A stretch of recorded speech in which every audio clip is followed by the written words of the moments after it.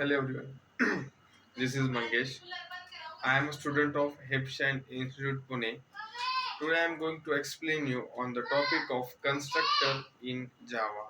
We all know that the Java is the object-oriented programming language where constructor play an important role while we developing the code. So the first question that came in our mind is what is constructor, why it is used, thus there is the any criteria to writing down the constructor. So constructor is nothing but same as the block which is same as the method. The criteria that are required for writing down the constructor are: the constructor name should be same as the class name. We cannot use the abstract final static keyword in front of the constructor. The constructor should don't have any return type.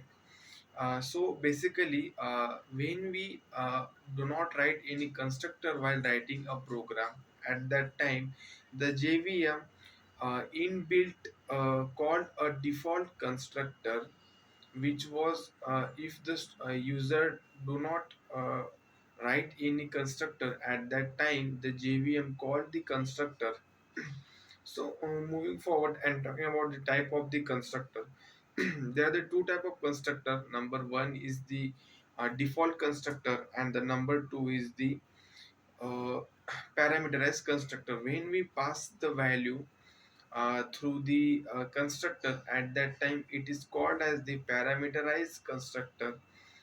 And when the user created any default constructor, at that time the JVM does not call the default constructor, it called the constructor that has been written by the user. So let's understand the by example what is the constructor and how it is used. So consider the class of a bike name, and we created the constructor uh, and pass the value. When we call that constructor, we get the value what that we have written in the sysout statement. For example, if we write the bike is created, when we call the constructor, the output that will get the bike is created. So basically constructor is called by reference or called by the value.